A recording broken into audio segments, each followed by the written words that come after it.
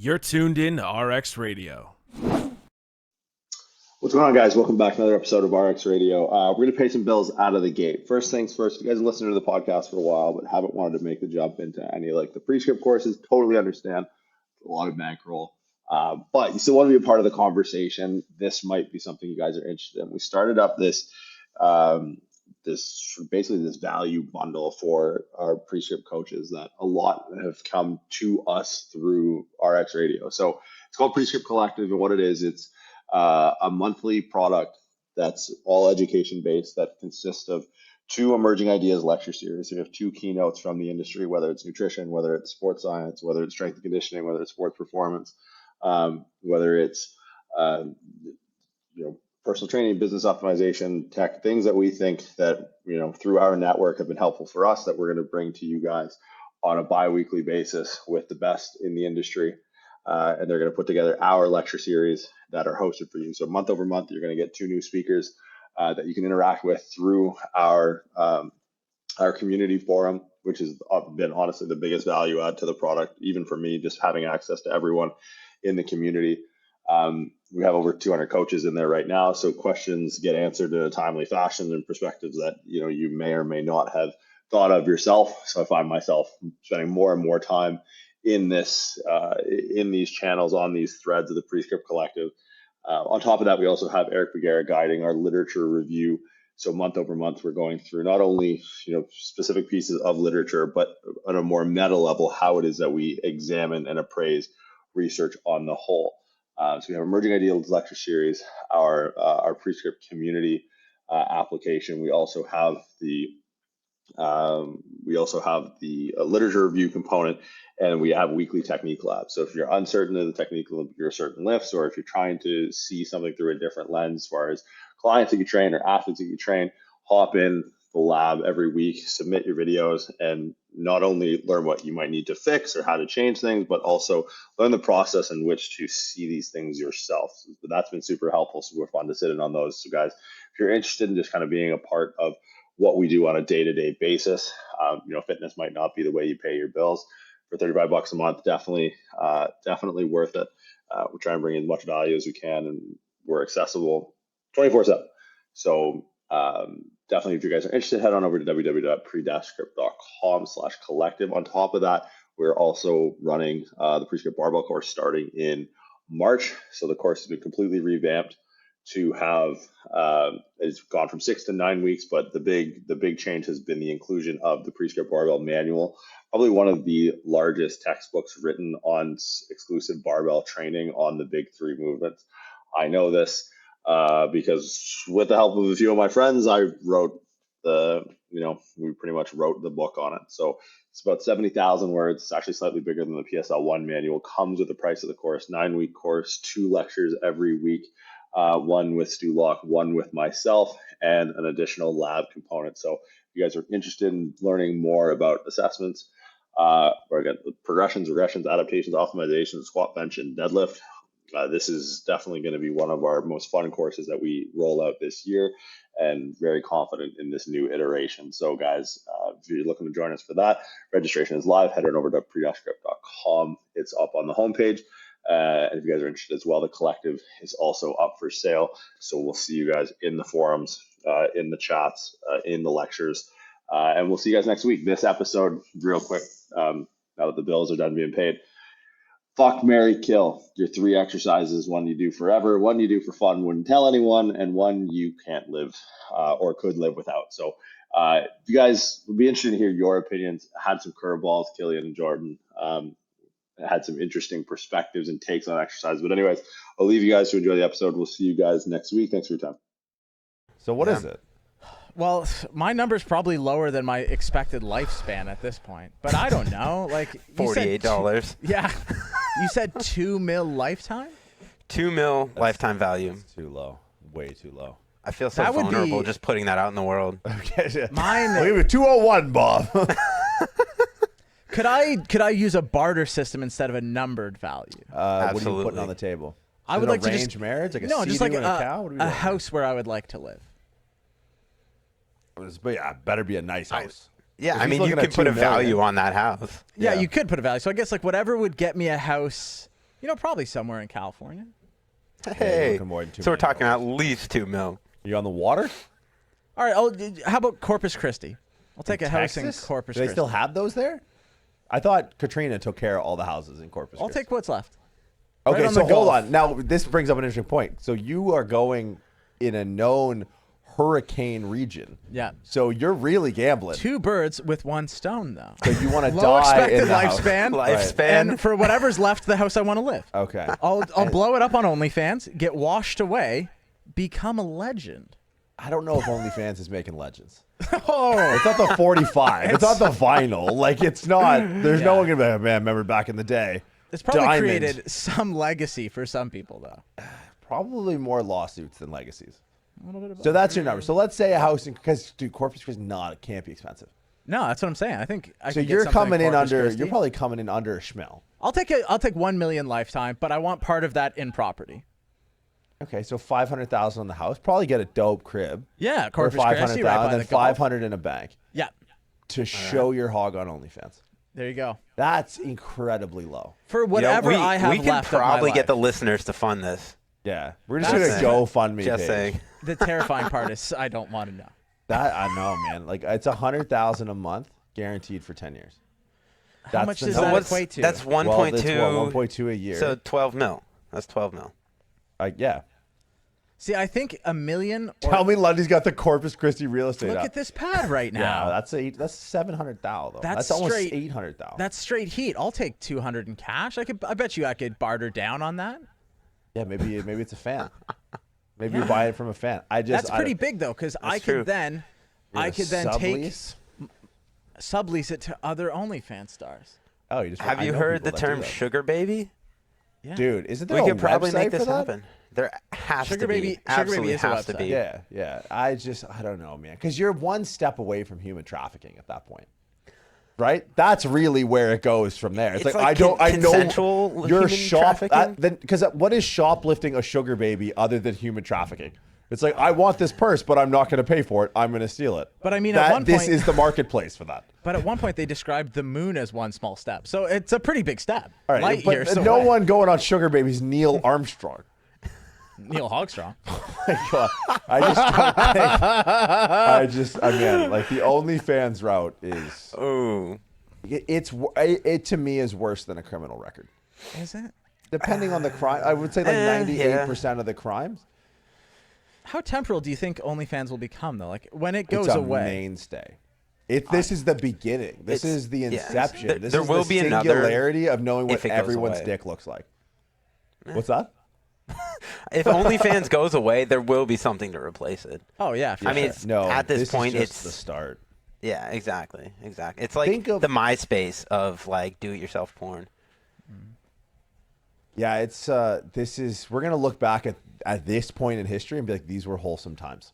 How much do you think? How much do you think like lockdowns contributed to the rise of OnlyFans? Like Huge. people being stuck in their yeah, home dude. with no job, being like, "Well, I could do this right now." Yeah. Well, I absolutely. think so. Here's the thing: it's a supply and demand market. Yeah. The jerk off demand during That's lockdowns never going away. was, but So that was high. like the only thing stopping people from jerking off was having to go to work. Like that was the number one thing impeding people from jerking off. I was like, oh God, finally, I don't have to go to the office. I think of that. Maybe that's the only thing that's ever stopped people from jerking off. Yeah. Is having to be in a place where they couldn't. Yeah. Well, I think I forget the comedian. I think it's Seinfeld that talks about like the only reason men do anything is to get women. Yes. Like, why are we? Like, this is the best we've Exactly. got. It's like he's like talks about the cat call of like whistling at a girl at a red light. He's like, this is all we've got. It's like we have a man on the case. If there's a woman there, we have not our best man, but this is why we go to the moon. This is why we're building skyscrapers just to get the attention of women. Yeah, that's undeniable fact. But it's almost like it's kind of you'd have seen the movie Her. yeah, hers Walking, great. Walking yeah. Phoenix, where he like basically it's this postmodern reality where the need for physical relationships just goes away and everyone's just like literally phoning it in and just jerking off on the phone with Which someone is else. today. This era Yeah, is like that's- the, Well, that I think OnlyFans That's the is the metaverse. singularity of like it's the Yeah. it's the big bang of that new universe is OnlyFans. Because like remember the 3-week span where OnlyFans was like, we're not doing porn anymore. And they're like, whoa, they reeled that one in so quick. Yeah, that's like getting really drunk and leaving a voicemail at your job, being like, "Yeah, I quit," and then running to work early to throw the voicemail in the garbage. Well, that's the equivalent of like American Airlines going like, all right, I think we're really gonna get into like the boat business. Like, no, you're American Airlines. Like, you're OnlyFans. Your whole platform is hogs. Yeah. That's I don't know, like the normalization of people having it like another social media platform is very. Who is on it? One of the Backstreet Boys, Aaron Carter. He has the face tattoo. Yeah, He's and very apparently nice. he just jerked. Lundy, what are you doing? Lundy's looking it up. Aaron Carter OnlyFans, Oh, and then clear shit. the search history. I thought you said it was his own social media platform. I'm like, okay, I'll see what that is. No. Not Googling. Aaron Carter I think has an OnlyFans. Yeah. And it's just him jerking off. Sure. And like trying to I think you know what he is? He's trying to backdoor his music career. Yeah. So he's like, well, if I jerk off enough Backdoor time boys. and then slowly bring a guitar in, I can imagine all his fans like, no, we're just here for the face tattoo. Put the fucking guitar down. You've made your choice. I don't know. It's 12 million. 100 grand guaranteed. Because with inflation in 10 years, that 100 grand's not going to be if this keeps going. I mean, it's not going to last 10 years. No one's watching someone jerk No. off on a guitar for 10 years straight. Really? You don't think? Have you met the depraved souls that occupy the internet? I mean, maybe if you switch it up, ukulele, a cello. I don't fucking know. I love how that's what you had to switch up. The real value prop to this is just some guy string stroking the instrument. horn. Yeah. You know, we're going to the woodwind, if you will. We're gonna clarinet. That's the thing that's got to change. Clear the spit valve. Yeah. The old trombone. How many musical references could we make? There's got to be a flute one in there somewhere. Yeah, no, I don't think people realize, like the face tattoo, I don't think the people realize the long-term potential detriment that it might have. Or maybe they do and realize that it's not going to be a long-term. Maybe they're a step ahead and be like, look, this is going to be normalized behavior in X number of years. So they're ahead of the curve. Like they're Lewis and Clark in it. Yeah. I mean, this is like how on Instagram, you could just scroll Instagram and see someone's like entire butt, but they just blur out the hole. And it's like, oh, this is community friendly, and just keep scrolling. It's like in 10 years, you might be able to see the hole. I don't, and what's the blurred out thing for? I mean, I don't know. It doesn't really do it for me. I don't know if I'm not stopping for that. And I'm not stopping anyone who does stop for it, you know? That's fair enough. I don't know. It's, I think we're all a little bit more conservative where it's like, it's almost, I feel like Reverend Lovejoy's wife. Like, think of the children. Yeah, it's like, think about that person's kid. Imagine these kids that are going on OnlyFans. God forbid they have kids someday. And I can't even say it, but you can go online. Imagine how bad bullying's going to get. Oh, yeah. When you can pull up with your iPhone, like the kids sitting next to you in math class, mom just getting piped. Like, dude, you can't have high school anymore. Like, high school is over as an idea. Does that make you less or more popular, though? Both? Okay, it's not a popularity contest at that point. That's scars on your soul. I guess so. Dude, some guy turns next to you and being like, "Hey, didn't you come out of here?" Like that's got to be the biggest chirp ever. It's true. There's no fucking way. You can't have high school anymore. High school is over in 15 years. You cannot have adolescents in a room like fucking Lord of the Flies, and one of those kids has got an iPhone 15 and a picture of some guy's mom getting dicked down. There's no way. There's no way. It's true. Right? Like, this is the most disruptive thing. It'd make his mom real popular, though. I don't think, but that's the thing. Does she want that popularity? And she did it once. Exactly. And that's what they're not thinking about. Is like, that's a thing. Like, I always think about, not always, but like, you always think about imagine porn stars that have kids. Yeah. How weird that's, like, because they're probably doing well. Yeah, but the thing is the conversation around former porn stars now has really made a 180. Hold on. Okay, where was it facing in its original orientation? Well, and where is it facing now? It's not like a shameful thing to have done. Like a lot of the women that have come out of the porn industry have now kind of been like heralded in a way for like this monetary success they've had. That's and true. you know, like properties they own, or they do these interviews with like Barstool Sports, or like Gad Sad had a porn star on. Kim which is an odd move for Kardashian, a dude. professor. yeah, she had a sex tape. She wouldn't even be her if she didn't have that sex tape with Ray J. Shout out Brandy, Moesha, childhood crush, 7 p.m. Great. Can you explain those things you just said? So Kim Kardashian Fuck, I knew I was made a gonna sex guess that. tape with Ray J. Ray J is the brother of Brandy, who played Moesha on the 90s TV show. I actually seen that. WB. Yeah, WB WB right after Home Improvement. Yeah, I don't know, man. I just couldn't imagine like dropping your kid off to school. What are parent-teacher interviews like? Right? That's got to be like the weirdest thing in the world. But you know, if does you're it nervous, matter picture that when the person naked. OnlyFans stars are making more than the teachers? Yeah, like what would they even Well, what say? are teachers making in the States? Yeah, Right? pennies? 45 grand a year. It's like, I don't even know, to be honest. yeah. I had a player that I worked with last offseason. I'm not going to name him, but they kept making, like, all the guys in the weight room kept making a bunch of jokes about his old lady and like making more money than him. And like, you don't assume right away OnlyFans. And I did like, it really wasn't that much digging. It was literally a link in bio. And I was like, oh, even that, like relationships. Because it's like, if you're, let's play out a scenario. You do an OnlyFans with someone you're in a relationship with. That's a bigger commitment than marriage. Yeah, but when you break up, does that material then become like limited edition? Could you NFT the pre-breakup OnlyFans content? But Like, you'll never get this again. She hates my guts. But watch me bust this nut. I don't know, but I don't think the future for that person's because I think once you go OnlyFans, it's almost like, do you know people with like large Instagram followings that only date people with large Instagram followings, or like actors that only date actors, right? Because it's like they only ones that get it. I feel like when you enter into the OnlyFans pool, you pretty much made a choice that I can only be in a relationship now with someone else who has an OnlyFans. See, now, because OnlyFans is so prevalent, and the fact that everybody is hidden behind a paywall, there's no ability to like see them other than paying. How many times do you think we have all been in the room or at the grocery store or in a restaurant with multiple people who have an OnlyFans and we would have no idea? The more we talk about this, the more I'm starting to accept it.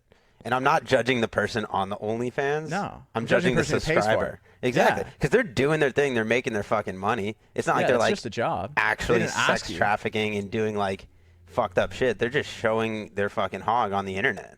It's kind of like the Ricky Gervais bit about the free guitar lessons. Yeah. Like, you don't pull the number down and call the guy and say, fuck you, I hate the guitar. Like, he didn't do anything to you. But that's the thing, too, right? It's like there's a lot of negative, consequences of, OnlyFans having monetized that industry.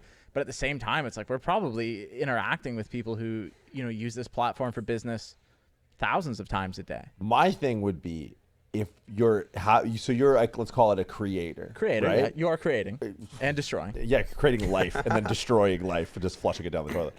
But if you're a creator, my concern would be, well, someone is paying you for whatever entertainment, call it whatever, and then one of these fuckers sees you in public. Mm-hmm. How does that transaction go down? Right? Like, because I mean, we've all had it. Lundy as well.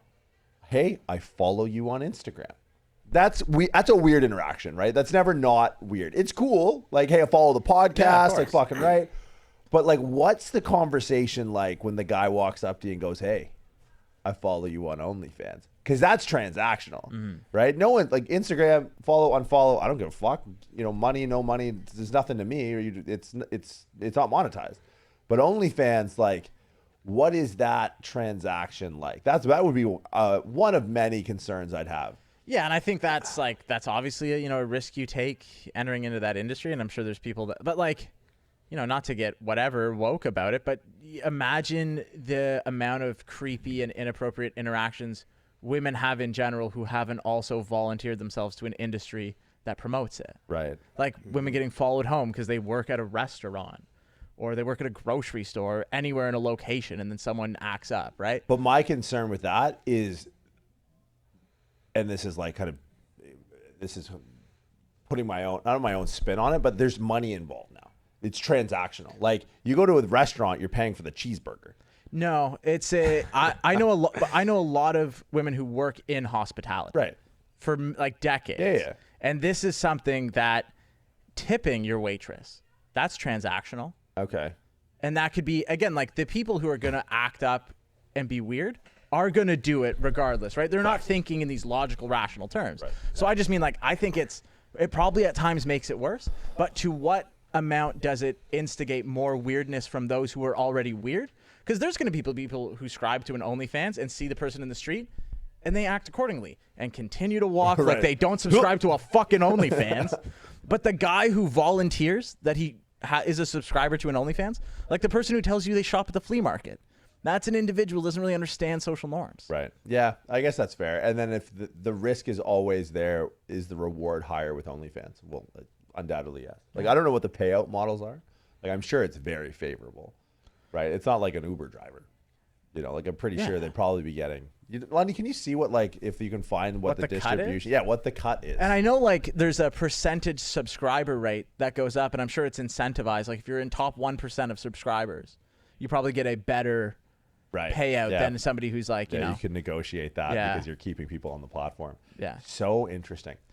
I don't know. How do we segue this now? Well, I think it's an easy segue. You want to know how much? Let's go. Hit it, Lundy. So OnlyFans pays out 80%, keeping 20 to themselves. That's a good. And then I'm pretty sure there's tips and other like perks that they can do to the person. Yeah. There's also personalized. Why do I know this? Go, Lundy. There's personalized OnlyFans things where you can pay a set fee and say like, hey, can you do something with a banana, or like, can you take this rubber ducky and put it on your head, jump around 3 times and spread your butthole? Like, he's very specific. Bro, it's like the very specific. craziest signature Lundy right there. Yeah.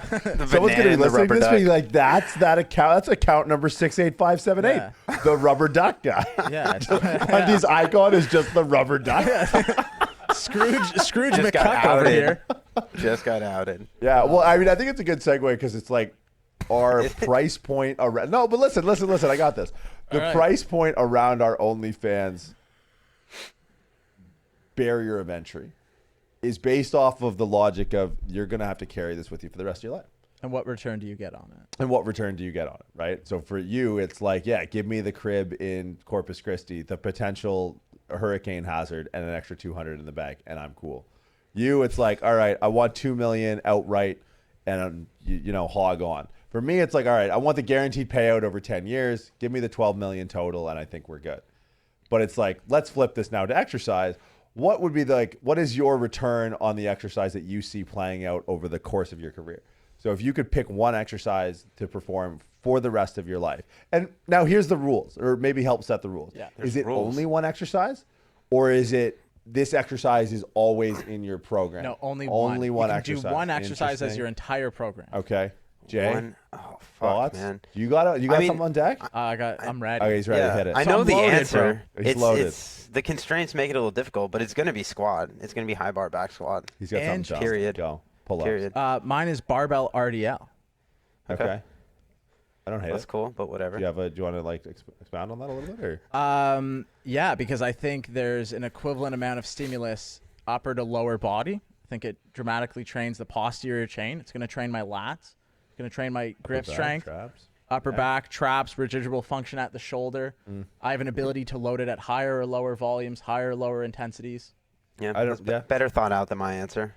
And Mine is yours is just because squats? I enjoy squatting the most. Yeah, that's right. Really? That's purely it. That's the I only think reason. that's tough. I don't know. Maybe I was not prepared for this.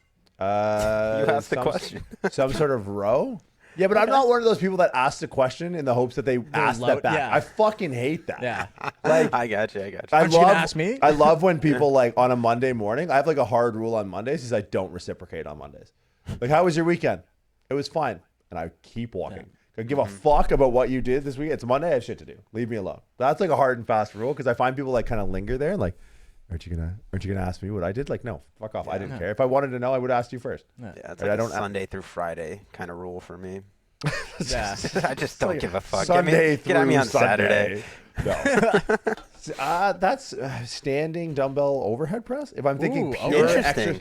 if I'm thinking pure exercise get down with economy, that. I think that might be where I go with it. Because like overhead squat seems like a similar vein of thought as Killian's, as far as like you're gonna get some like lat, you're gonna get some upper back strength, you're gonna get some trap, you're gonna get some like isometric tricep. Probably end up with pretty decent proportions with that exercise. I just can't overhead squat, so I can get there. I like that. Right, I'm aware of my limitations. So if like some sort of like alternating standing, I can name Kyle Kiarvi, was sponsored by HD for a bit. This guy can do it with like 130-pound dumbbells. Yeah, he's an animal. Like wild. standing. But if I'm thinking about, there's a certain amount of core stabilization involved in the alternating, I think that's a fairly economical, that's a yield I could deal with. Yeah. Because like aesthetically, whatever, fuck it, legs. You got to pick them up off the floor. So you're kind of dealing with a deadlift a little bit, but that'd be something that I do forever. Now flip it. If you could never do an exercise again for the rest of your life, what would, and like, barring any of this stupid shit, like tricep kickbacks or anything like that. One that you could just leave on the fucking director's floor forever. What are you thinking? Calf raise, because I've never done it to start with. That's easy. You got fucking Neanderthal white guy calves though. But okay, do you want it to be an exercise that I currently do or have done that I would never do, or just an like a logic? Like you got, what you have? He has fat chick calves. That's what he has. That is so rude. To you or fat chick? That is so rude. To me, What response? No, like he has the calves of some, and a chick doesn't matter. He has the calves of someone who looks like they used to be big but aren't big anymore. That's fine. Right? Still feel they're more aesthetic though. Okay, all right, get over yourself. All right. You're wearing socks and Birkenstocks, you fuck. Anyways, one day, like not personally, just like I don't have to do it because of X, Y, and Z reason, but like more of a logical, like I don't ever want to do this again. Oh, have to apply calf raise I logic don't here. do, but I would change my answer to skull crusher. Yeah, I could do without that. Can I choose running? Is That's running an exercise. Okay, we're gonna go with running absolutely here. Is it because you've done so much of it? I've done a lot of running, and honestly, I think it's a very high impact, not so beneficial movement that a lot of people do, and they overprescribe and without the proper knowledge of how to progress it or how to move or how to instruct it or any of that shit. And it fucking sucks, dude. I think you can get better metabolic benefits from a lot of things besides running. I think people negate the sport specificity of running, and also like I don't think it's Exactly, yeah. I think it's overvalued, underrespected. Yeah. Yeah, I think that's absolutely. my big Yeah, that's exactly what I was kind of getting at. Because it's like there are adaptations you can make at a high velocity that you can't make anywhere else. And there are probably adaptations that need to be made for a small fraction of 1% of the population. Yeah. And like you said, I think the unrespected is a really good way to word it, where it's like there's a technique to running that because it's like a pull-up, right? A pull-up is hard for most people, and they get it because it's so objective. I can do it. I can't. It's like, you're going from a strength of, maybe close to zero against relative to your own body weight to your entire oversized body weight, right? So that's like, I had a guy ask me the other day, like, pronated den hangs hurt my shoulder, but I feel like long-term it could help it. What do I do? It's like, just hold it on a lat pull down and scale the amount of load, because you're trying to go from your reconstructed shoulder at 200 pounds, and you probably don't have a tolerance to go from 0 distraction force to 200 pounds of distraction force. So I feel like running is much like that, but it doesn't have that very objective pass-fail nature of like, I can do it, I can't. Because most people, quote unquote, can put their foot in front of their other a little bit quicker and call that running. But there's such a technical competency that's required to do it, to drive any sort of meaningful stimulus, whether that's like running really fast and getting some sort of tendinous adaptation, repeated or rate of force development, or if it's longer distances for some sort of like metabolic aerobic training or something like that. The likelihood that you're going to succumb to like a fucking shin splint or a stress fracture before you've reached a meaningful threshold of cardiovascular stress over a time, like, months or weeks or years or whatever it is probably, you're probably going to be bottlenecked by your shitty technique before you reach any sort of desired adaptation that this endeavor led you down to begin with. So yeah, I think running is something where if you do it well, it could be something that you actually put in the do it forever. Like if you have good technique and you can run and sprint well, I think you probably end up with like a pretty sick physique if you could just go to the track 3 times a week, do some tempo runs, do some max velocity work, do some repeated sprint work, and get out. I would say like it's almost like splitting the atom, where that might be some people's, if they're good at it, they're most efficient, but most people aren't good at it. Yeah, if I was a really good runner, I would choose sprinting. Yeah. Because you just stay jacked. But I think like the interesting thing across all three exercises we chose, like obviously everything has a skill and a difficulty to it. But in comparison to running, probably the only other do it forever answer by the 90% of other people not on this podcast, all of our entries were pretty low technical ceiling. Yeah. In comparison to other exercises we do. Like Jiunta puts like 300 something pounds over his head. Yeah. You didn't choose the snatch for the rest of your life. You know what I mean? Like you didn't choose any amount of crazy movements that you can do well. I didn't choose the fucking barbell bench press.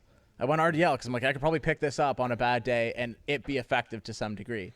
And it also have ancillary benefits outside of aesthetics. Yeah, because that's what I thought was like, I was like, oh, I could do barbell RDL. And it was probably going to transfer to any other hobby I pick up. Yeah. Like being strong, hinging. It's probably going to be sick if I choose to do any other physical activity. And it'll continue probably in a positive manner to benefit you long term, right? Yeah. Like outside of just strength and aesthetics, it's probably going to benefit you in the realm of like quote unquote function outside of the gym. Yeah. I would probably throw my hat in the ring one more time for exercise do forever, some sort of weighted lunge. Yeah.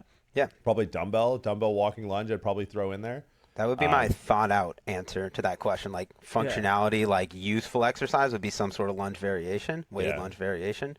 But pure enjoyment would be back squat, high bar. It's also funny though, because even though yours was pure enjoyment, we somehow all chose like deep knee flexion, hip extension, and then getting your hands overhead. Yeah. And I think like if we would have took the culmination of all of our answers plus bonus round lunge, you could essentially do those 4 movements as a complete workout forever, and you'd probably be yoked as fuck. Yeah. You don't have to like you'd be a fucking monster. Yeah. Now you said skull crushers. Yeah, I would never do those again.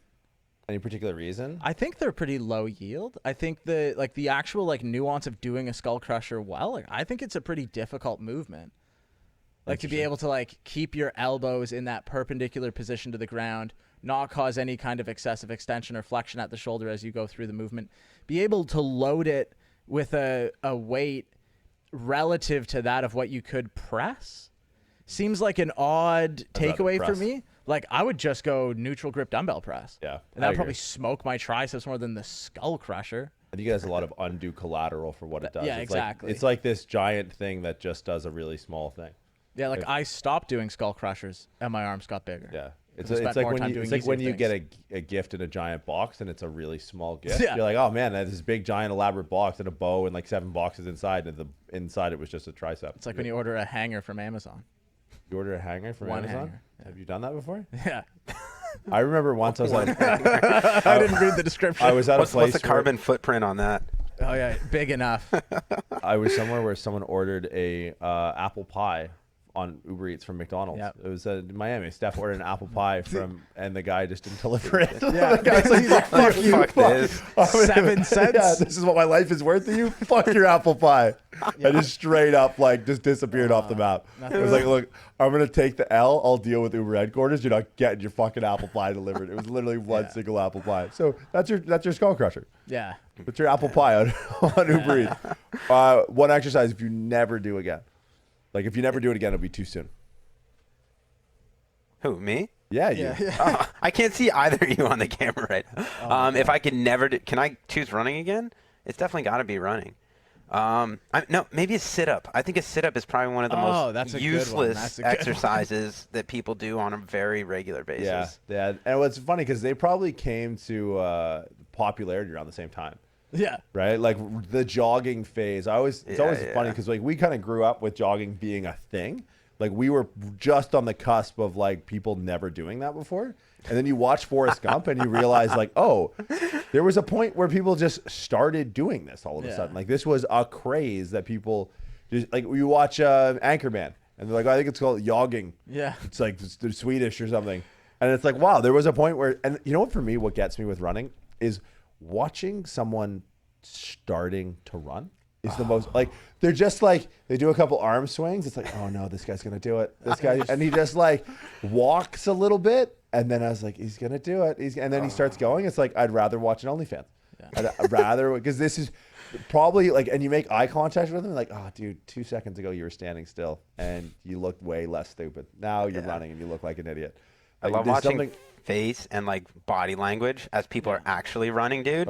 Some of them just look like literally like they're dying, and I just like I want to say to them like, hey, you can stop doing that right now.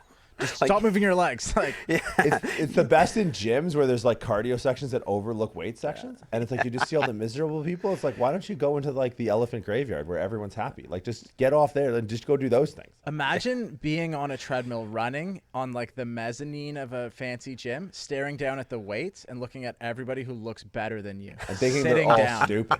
Yeah. That's the thing. Is like, oh, look at these morons. Oh, look how fit I'm getting. It must be like the Victorian era where all the rich people stayed inside and were pale and fat, and they looked out at like a bunch of peasants in a field just yoked out of their mind, like caramel skin.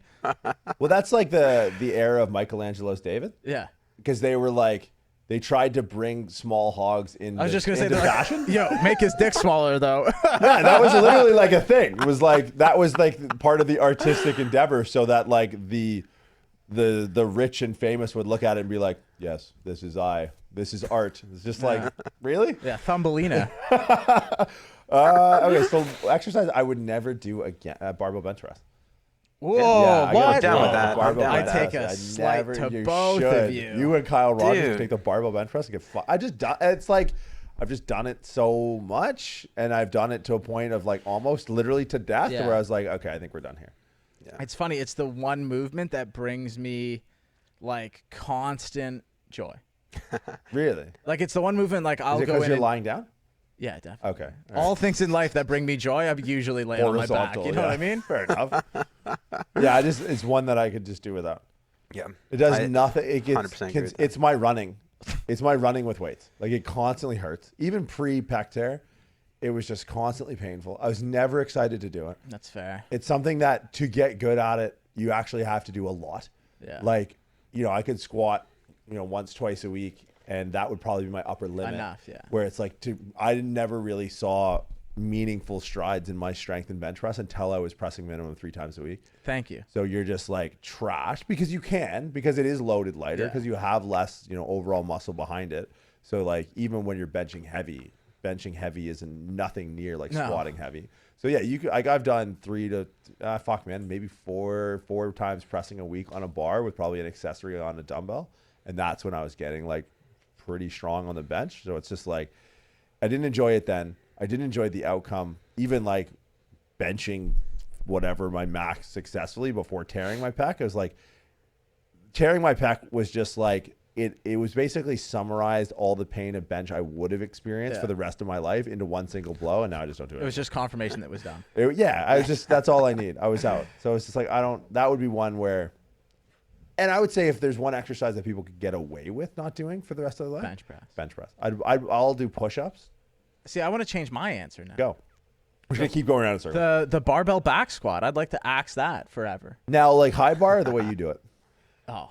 Well, no, like, because there's a difference between the low bar. Like, I think, I'm not like you I was like, no, it's not a shot, but like low bar, like competition, or and like high the way bar. I low bar too, which is like excessively bending the rules to try and play the physics. Don't DM me about his fucking squat. I can't anymore. With these people. Any barbell squatting. Really? Like the barbell bench press to you is like the barbell squat to me. I'll do a knee flexion thing. Like I'll do lunge. Yeah. I'll do hack squat. I think I'm over the barbell back squat. Is it the axial loading? Yeah. I think I can kind of get on board with that. Like my like spine a boil thing? is trashed. It's not good.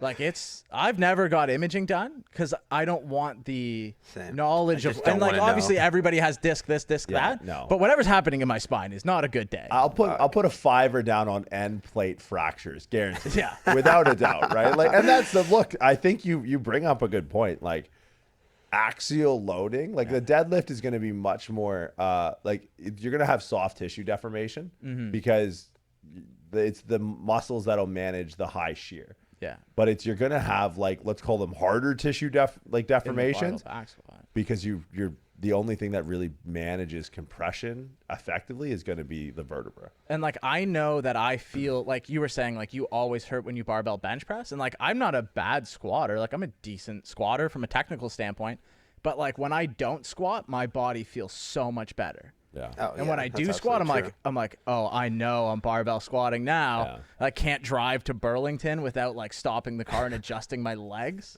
See, I don't even get it from like a pain thing. Like I just get it from a systemic fatigue. Like dude, imagine having kids and also squatting. Like the only You lost me at kids. I've been training pretty much like I'll train 7 days a week. Yeah, and like I just have to clear my head. I need that 2 hours in the day where it's like I just need it. Yeah. But so I'll squat in waves when I'm fucking not on planes and shit. But the only time I ever take rest days are days after I get back into like the second there's 315 on the bar, I know the next day, which is like not a lot of weight, but I know the next day I'm not training. It's just like I'm gonna pull the option and I'm fucking taking a nap. Like that 2 hours is now nap time. I get that. Fucks you. Fuck, man, I get that. But you name someone that's gotten strong without axial loading. Oh, no, 100%. But it's like my days are done, man. And like, that's what I I'm think. cool with not being crazy strong anymore. I'm going to take my current investment and exit. Right. Like, I'm not saying I wish I never squatted, but I have. Right. And I can. And I'm going to exit. It's not like you're selling on a dip. This isn't Dogecoin. Like you did all right. I'm bowing out. I'm honorably bowing out. Yeah, you got return on your investment. Yeah. You started. You bought in low. You rode the wave. Now you're selling higher. I can afford the house in Corpus Christi, and I'm out. You know, I'm not making 10 schmil a month, but I'm fine. Yeah, I think there's so much there's a lot of collateral that comes with back squatting. And look, it's like when we talk about it, it's taken to absurd degrees. Yes. Right? Like most people are gonna hear this and be like, what?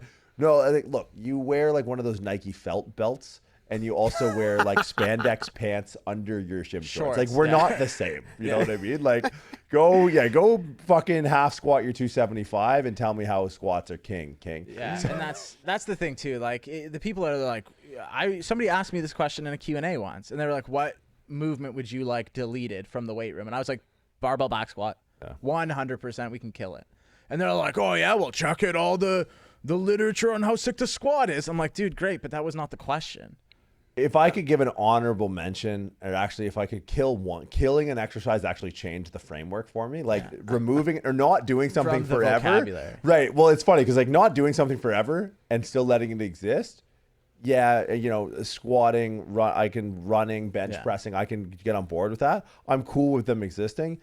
If we're talking about murder, like murder one, like premeditated, like this is off the face of the earth forever, it has to be the hip thrust. Yeah, it has to be the hip thrust. If I could eradicate one movement, like just straight Men in Black memory blast, neuralize this thing off the fucking planet, barbell hip thrust would be gone in a heartbeat. I think 100% of the people listening could have guessed that. I hope so. Now I think some people may have gone Turkish get up as one. Oh, yeah. you know I what? literally just go. Sorry, I was gonna say. Upset. You say you're upset? I'm upset. Go. I can tell. I will kill the hip thrust, and I don't even hate the hip thrust that much, but I will kill the hip thrust before I kill the Turkish get up, because I feel as ridiculous as the choreography of the Turkish get up, how high the ceiling of skill is, how long it takes to get one. I see some merit to it in very small niche communities, and I'm gonna let it live.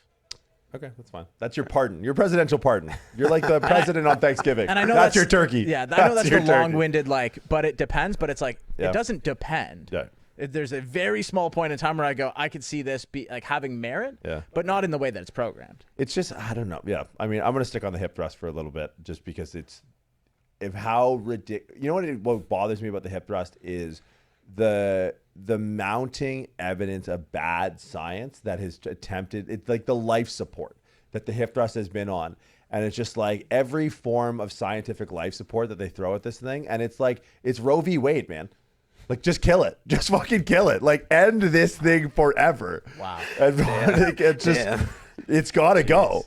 It has to go. Like, it's so, at this point, it's so laughable how many better options there are to achieve the desired outcome, unless the desired outcome is humping a barbell. Like, that is where we're at with the hip thrust. It's just, it's being resuscitated by NIH grant after NIH grant, trying to massage the research to a point where this is a useful exercise. It's like it follows zero principles of muscle physiology for it to be loaded with the weight and the velocity that it's being loaded with. I think it's just, it has to be killed. Other exercises can live, just don't live in my neighborhood. This one needs to be wiped off the planet. All right. That's my stand. Do you have a murder exercise? I'll go. See, honestly, like the murder exercise for me is the barbell squat. You know what we should do? Sorry, go ahead. Finish, but I have an idea. Solely, and this is my reason being, I don't think this squat in isolation, I don't think it, when it's perfectly executed, deserves to be killed.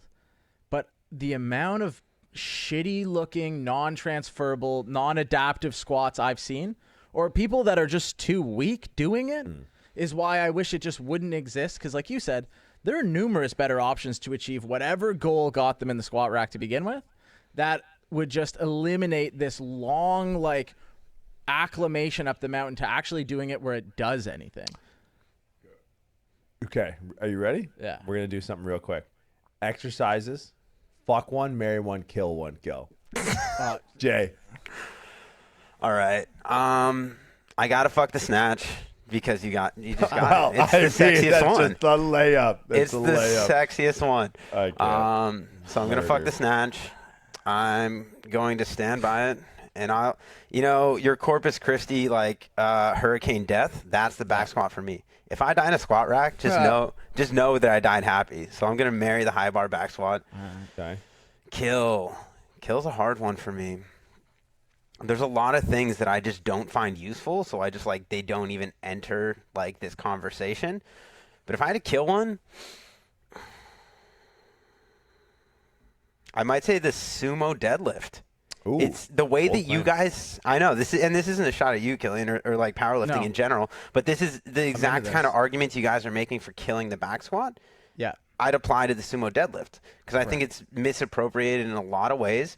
It's the people that use it on the the majority of the people that use it, they have the wrong intentions in using it. I mean, it's a sport exactly. It's a sport specific movement for powerlifting. If you're using it for any other intention, you're probably an idiot. And there's probably more of.